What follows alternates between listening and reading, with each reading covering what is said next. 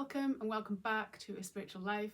I'm Carrie, a mindfulness teacher, and I'm here to support you to move from your head to your heart, from surviving to thriving, and to live a more conscious spiritual life.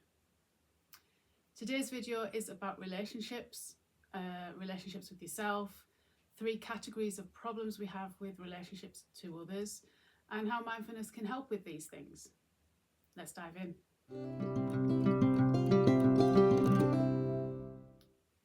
So before I start, I do need to just apologise for any sniffles or anything. Got some hay fever going on, got my tissues at the ready. So just bear with me throughout if I need any of that stuff. Okay, relationships. So I thought we'd start light, and I've got my trusty notes here, my trusty flip chart here. But I thought we'd start light and go into this with some jokes about relationships. So here goes. Never lend money to a friend, it's dangerous. It could damage his memory. My girlfriend said she wanted a perfect holiday, so I had to stay home. Question, is Google male or female? Answer, female, because it doesn't let you finish a sentence before making a suggestion. Question, how are relationships a lot like algebra? Answer, sometimes you look at your ex and wonder why. Wife, how would you describe me? Husband, A, B, C, D, E, F, G, H, I, J, K. Wife, what does that mean? Husband, adorable, beautiful, cute, delightful, elegant, fashionable, gorgeous and hot. Wife, oh, thank you, but what about I, J, K? Husband, I'm just kidding. Yeah. So just to bring a bit of light to the topic, because it can get a bit heavy, can't it, relationships? Relationships can be a lot about blaming, which is why I want to start with the self. So relationships to the self. My trusty sheet here, my trusty flip chart.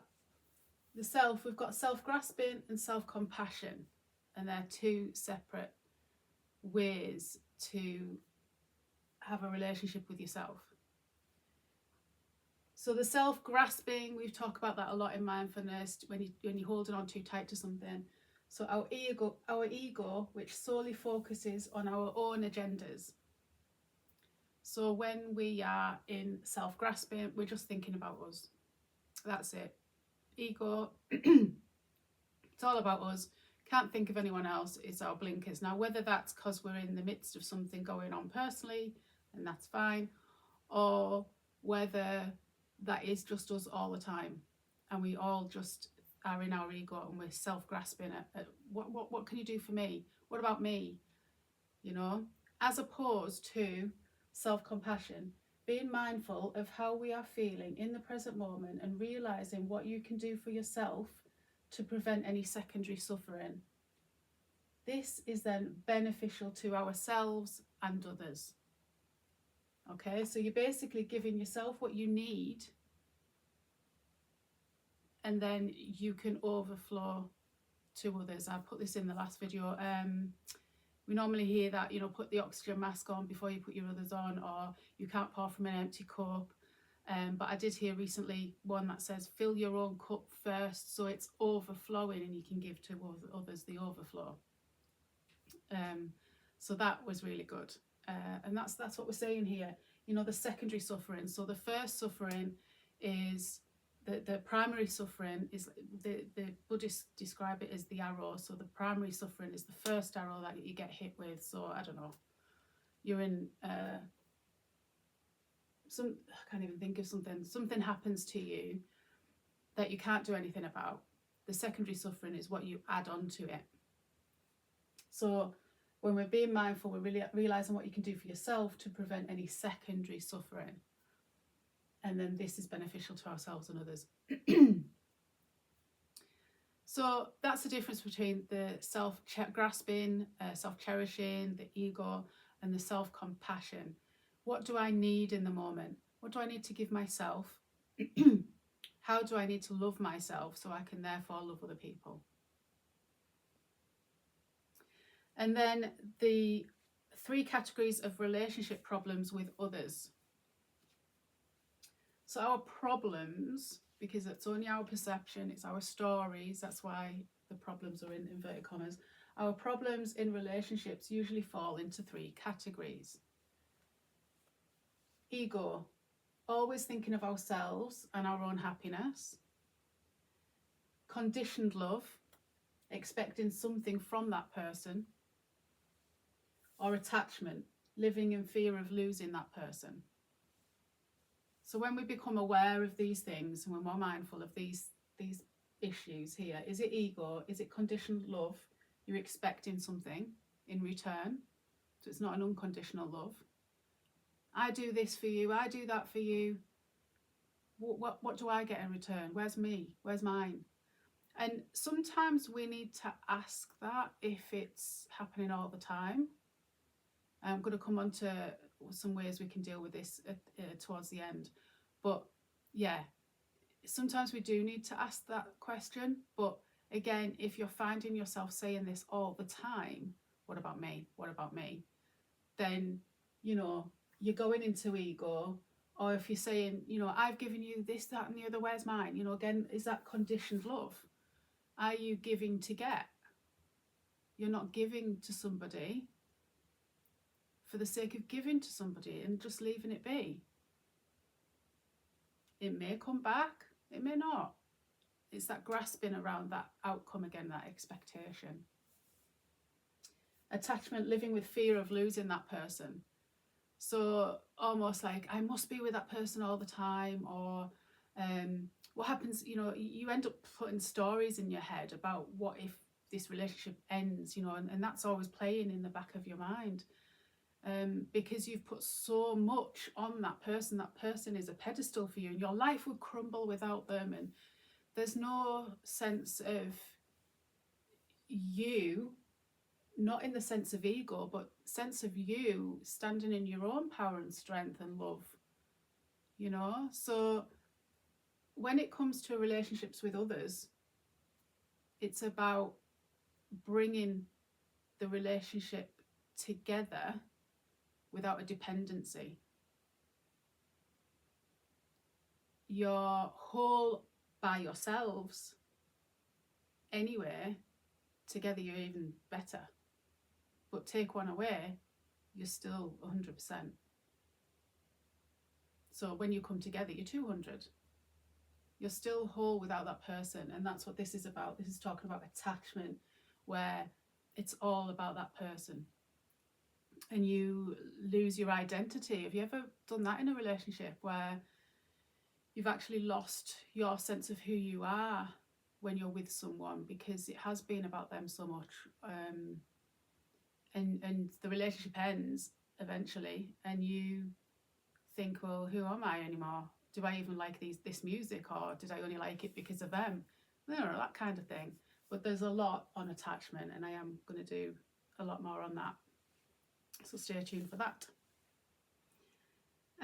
So they're the 3 categories: ego, conditioned love, and attachment. And we can keep coming back to that when it comes to our problems. Am I an ego? Am I only thinking of myself? Is this a conditioned love? Am I expecting something back? Is it attachment? Am I in fear of losing that person? So this is something I took a while ago. I don't even know where it came from. Can't give you a name, I'm afraid. True love is unconditional, with no agenda and a wish for that person to be happy. This is not detrimental to our own happiness, but our happiness does not depend on that person doing, being, or saying anything in a particular way to benefit us. So I'll read that again quickly. True love is unconditional, with no agenda and a wish for that person to be happy. This is not detrimental to our own happiness, but our happiness does not depend on that person doing, being, or saying anything in a particular way to benefit us. For example, our love of our children, there's no agenda there, right? We want them to be happy. By seeing them happy, we're happy. As parents, we often say, if my kids, what's the phrase from the fella's perspective? Happy wife, happy life, right? I don't necessarily agree with that as such, but it's all in jest. But similarly to the kids, we say if the kids are happy, I'm happy. But then again, it's that of we can always see two sides to the coin on this. What's happiness, and that's also saying that you're pushing away anything else, and we need the other thing to understand happiness, but that's another topic in itself. But you get the gist. We're talking about unconditional love, the unconditional love we have for children. We can give that to other people. It can be this way with everyone. Everybody is somebody's child. So if you can think about the love you have for your child or niece or kids' friends, if you don't have your own, and that unconditional love, you accept them for who they are. Why does it stop there? Why can't we have unconditional love for that neighbour, for that shop assistant, for, mother-in-laws, difficult people, difficult colleagues at work? Why can't we extend it and give unconditional love to everyone? Are we back to this? Well, that person doesn't give me anything back. Conditioned love, that person doesn't give me anything back. Ego, what's in it for me? Is that why? So we're back to these problems already when we're talking about unconditional love.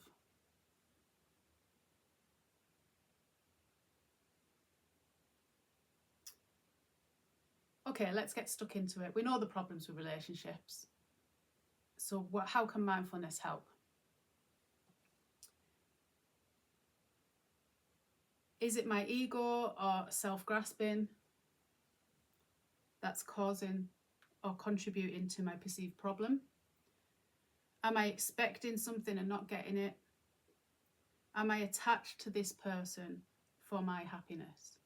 So just recapping again on them, just to get them really in our head, because they're what we need to come back to when we're having any problems. When we perceive problems, that's what we need to think about. The ego, the expecting something back, and the being attached to them for my happiness.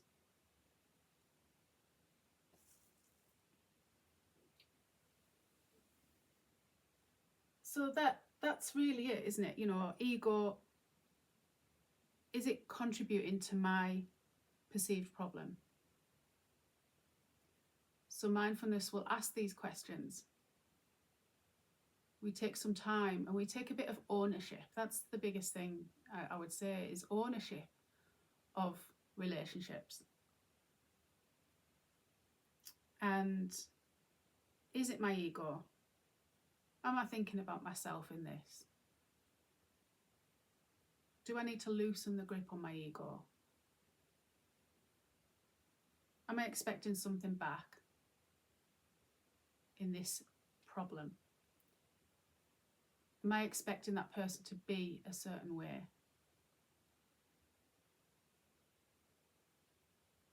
Am I not getting it? And is that the problem? I'm not getting what I want.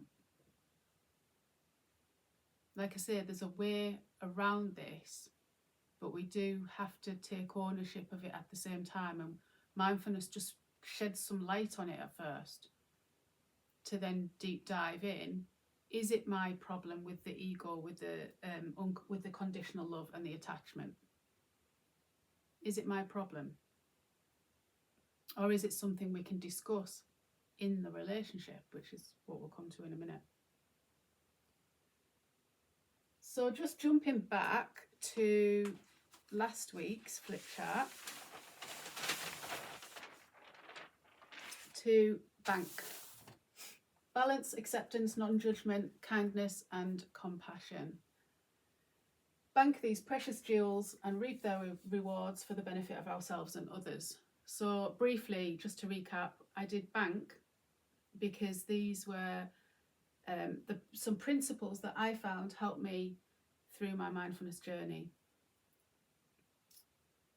There were words that I had to contemplate and think about to help me through some problems, some situations, whether it is with relationships or something else.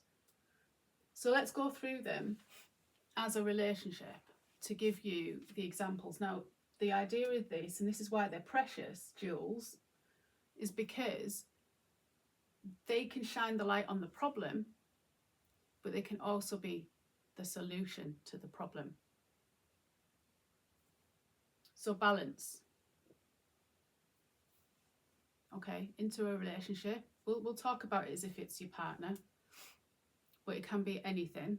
So if you've got a problem with anything, your friend, your sibling, your co-worker, your boss, and there's a relationship out of whack from your perception, because you might feel all this and the other person doesn't feel anything.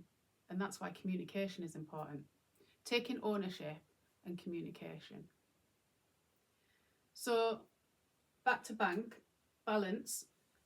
What is out of balance in this particular situation? I've got a mind blank. I can't think of an example to give. I don't know. That your partner's not listening to you or something. Okay, there must be a better example than that. It's a common one, isn't it? So you perceive that your partner's not listening to you, not feeling seen and heard. And so that's where you feel you're out of balance in the relationship. So how can you get more balance? So the problem is not enough balance. How do we get more? We need to communicate. We need to have that communication, have that conversation with your partner. I don't feel seen and heard these last few weeks. You see, it comes to the kindness thing as well a bit, but is there some that you express what you're feeling and hearing and seeing, but you also are inquisitive about them, because something might be going on with them as to why they've been a bit distant, as to why they haven't given you what you want, back to conditioned love.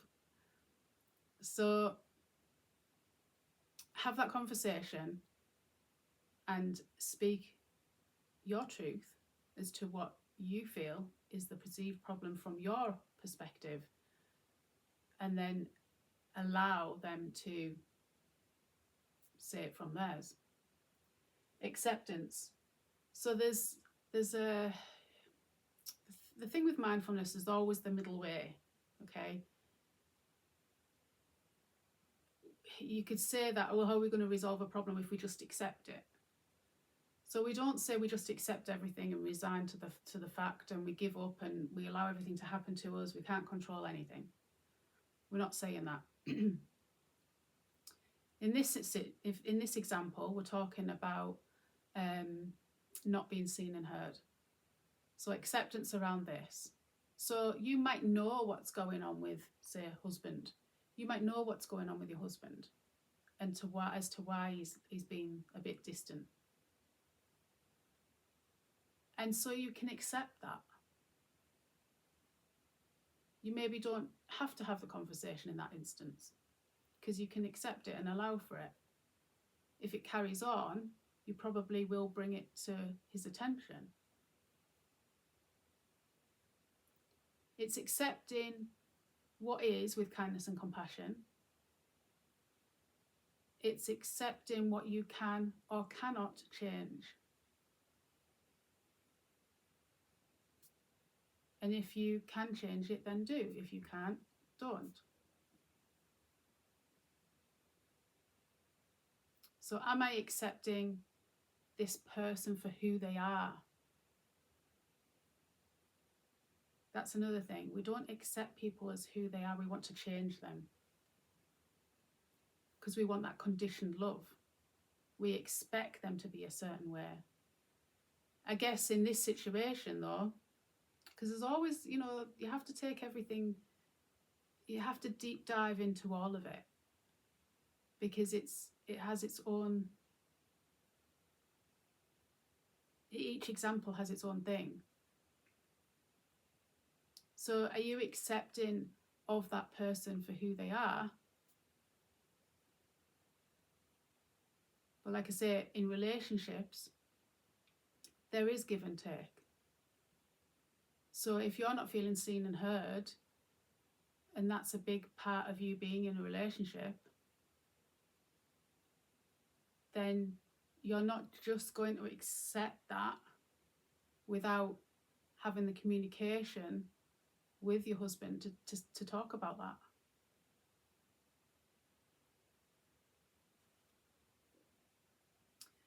Non-judgment, again, definition of mindfulness: to pay attention to the present moment without judgment. Are you being non-judgmental to yourself? Are you being non-judgmental to others? So are you judging your husband because he's not giving you what you want?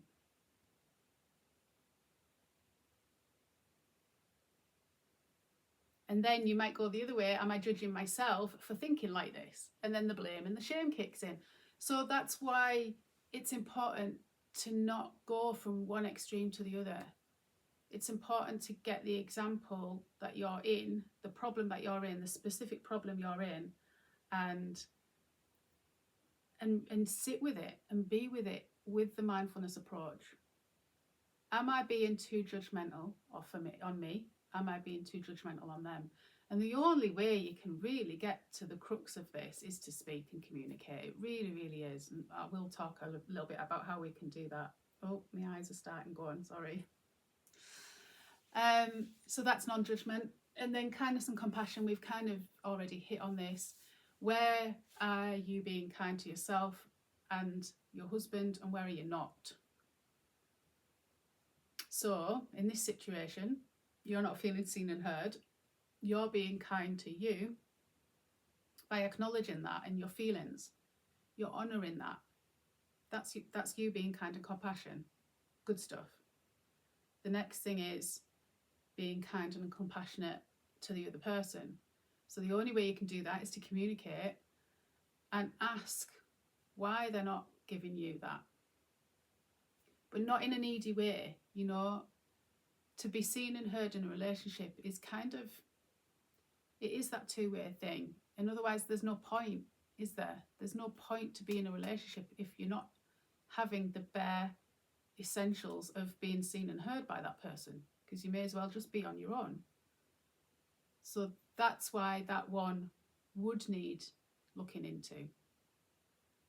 And have the kindness and compassion with whatever comes back to you, because we can't control that. What if they turn around and say, well, I'm not getting that from you either, so I've just distanced from you too?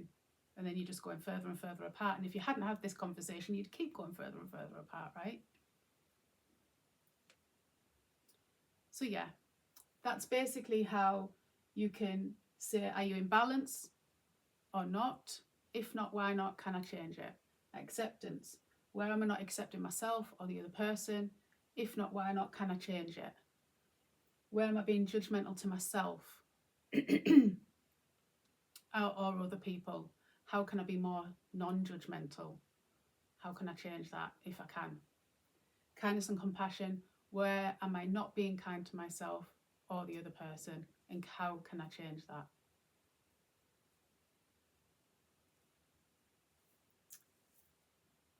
Okay, back to today's one. And we're down here. So this is to do with self and others. This is about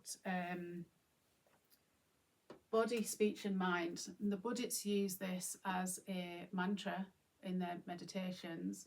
And they say Om, Ah, Hum. And then we'll just say it over and over again. Om, Ah, Hum. And it gives that tone, which helps with meditation. It helps with the sound anchor.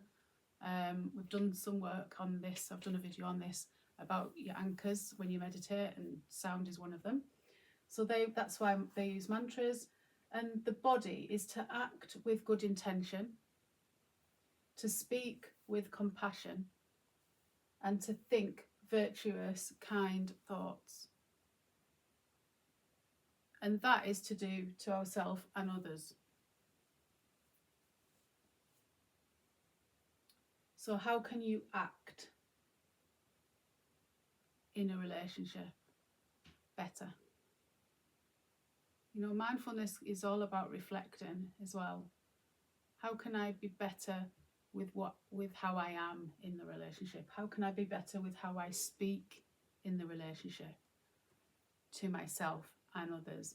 How can I think better and think kinder things to myself and others? Yeah. Hum, body, speech, mind. What I think, what I say, what I do to myself and others. And then there's, I think it's an 8th century Buddhist called Shantideva. His quote goes like this: all the happiness in the world comes from a wish for others to be happy, and all the suffering in the world comes from a wish for ourselves to be happy. Back to that ego, that self-cherishing, that self-grasping. So have a think about that. We're happiest when we wish for others to be happy. The suffering comes when we're only thinking of ourselves and our own happiness. So I've said many times, when we think of others with good intention, we're speaking, we're thinking, and we're acting kind to others. The end. That's the intention. It comes back. How many times have you let people out in traffic and then you see the person you let someone else in, and that kindness spirals? That whole thing that people are doing now, pay it forward with a cup of coffee or something. And then other people are so overwhelmed with that feeling of kindness that they want to do it to other people as well.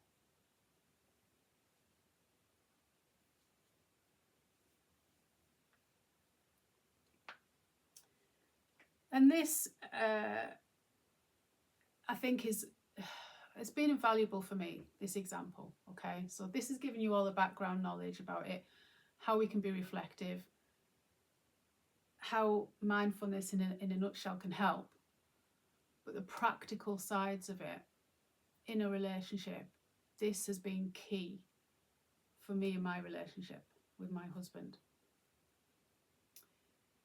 And I heard it from Tara Brach, actually, who's a known mindfulness teacher, psychologist, American. And she'd said that her and her husband, Jonathan Faust, they have this, I don't know, weekly, I heard it years ago and it's always stuck with me. They have like a weekly meeting, if you will, and they will allow each other to talk with no interruption. And then allow the other person to talk, and then you come to a conclusion, basically. So that's all I knew about it, and then I made it my own. So when I first started doing this, because it's like with everything, it's like we're learning to drive. It's difficult when you first start doing something, right? I would have a book and a pen, and we'd have these monthly, we'd do it monthly, we'd have these monthly meetings, and I'd write down my things, I'd write down what he said, and then we'd write an action plan, and it felt very business-like, and it felt very alien, didn't really feel very heartfelt at all. But I think we needed to start that way.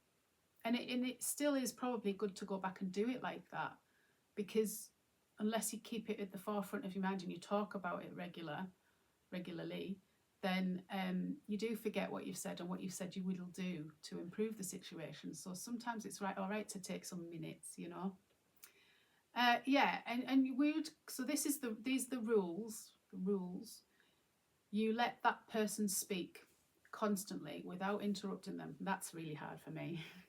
So it's the one time I actually make myself button up, allow them to speak. You could make some notes if you wanted to for when it's your turn to speak about it, but you've got to hear them, really hear them. You know, back to that example, if you're not feeling seen and heard, you've got to be practicing it and showing them how you want to be seen and heard by giving it to them as well. So mindful listening is key in this.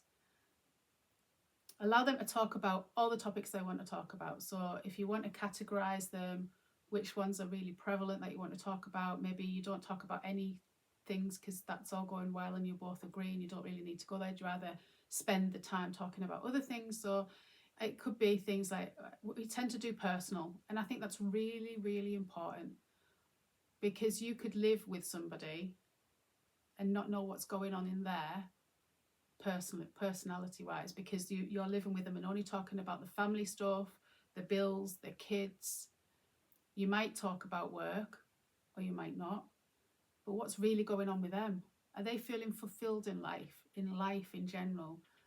Are they, how do they feel with their health? I mean, that could be another topic in itself, but personal could come under health, your well-being, your physical, mental, emotional health. How is all that personally to you? Where's your personal goals and drives going? Are you achieving them? Are you not able to achieve them? Why not? Why are you frustrated that you can't do these things? Really open up. So you've got personal, you've got work, you've got parenting, and I would say that as a topic. I wouldn't say family, I would say parenting. So you're being really specific about what you're going to talk about. Are you on the same page? Does something need to change? Is something you've tried doing not working? If not, why not? Is the other person found it's working? Is it maybe just you need to change something? Many, many questions. But you need to be, when it's your turn to talk, be honest, say it all. The other person listens without judgment. They can have an opinion about it, of course, when it's their turn, but they don't judge you for feeling this way. So it's a safe space for you to open up. You're not going to feel judged about anything. Even sex, that can be on the list of things. It'd be your relationship, however you want to term it, and then you can go into the intimacy side of things. But how are you guys? How are you and your husband? Are you feeling pressured to have sex? Not in a forced way, but like an expected way kind of thing, and you're just so done in because you've got all these things going on in your life, and maybe some health things at the same time, and you've got all this to-do list, that he doesn't really understand that your head's in all that's the last thing you can do. It might be your season of life. You're just not that way, or you're busy with really young kids and you've got very sleep deprived, all that kind of thing, and it's that kindness and compassion again, that the other person has to really hear what's happening and empathize. I've already covered a lot on empathy, and really empathize what that person's saying. So then when it is their turn, they can say, well, I hear you, I understand, but from my perspective, this is what's going on with me. And then at the end, you can go back through the topics and say what it is you can both do, either as you yourself as an individual and as a unit, what you can change to make it better. And then the next month, the next week, however frequently you do it, you look back and think of these things being addressed, which is why it's probably good to write it down and maybe have check-ins, maybe have weekly check-ins with your actions. We haven't done that. So it keeps fresh, so that when it comes next month, you go, oh, well, we didn't do anything different. We've still got the same problems, because you're never going to grow, you're never going to move, and you're always going to stay the same. So you might be communicating, but you're not growing with it, you're not doing anything about it. So you've got to communicate and have the action. So I hope that makes sense. That was something that's really helped for me in my relationships. And like I say, it's not just your spouse or your partner or whatever, it can be friends, siblings.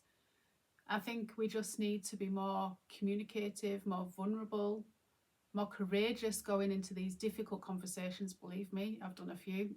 in these last couple of years. Lots of difficult communications, difficult conversations I've had to have, because otherwise I'm not feeling me. I'm not being authentic. If I don't speak my truth, excuse me, if I don't speak my truth, how can I show up in that relationship with total honesty and, you know, authenticity? I can't. I'm not me. If I can't be me, who am I showing up to be? And what is that relationship if it's not based on truth, honesty, authenticity? What is it? I would rather not have relationships. If they're going to be fake, I would rather not have them than to be in a fake relationship where I'm not showing up as me, because I'm scared of the judgment that other people have of me.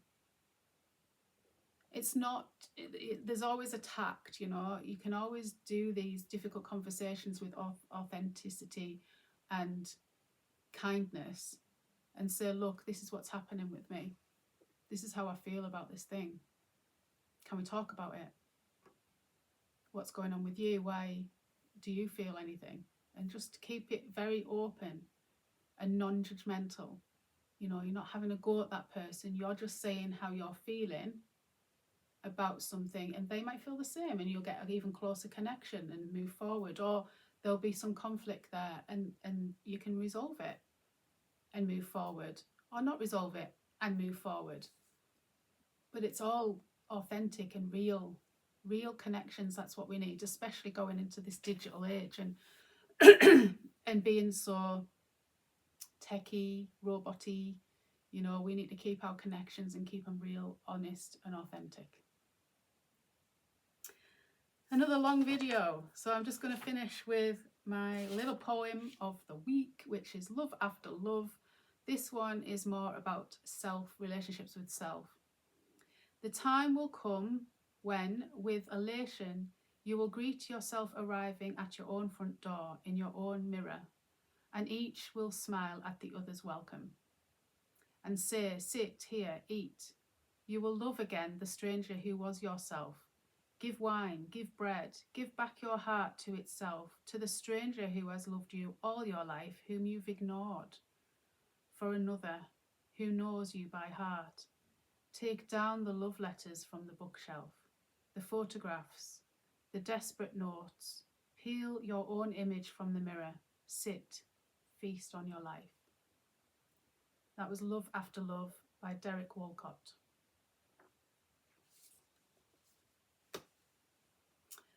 Okay, so just to close, you know, think about relationships. We've done relationships with the self, 3 categories of relationships, relationship problems with others, and how mindfulness can help with all that. And the upshot is basically communicate, be honest, be vulnerable, be authentic, and really mindful and tune into what's going on, and communicate that with those around you to have the better relationships that you can have.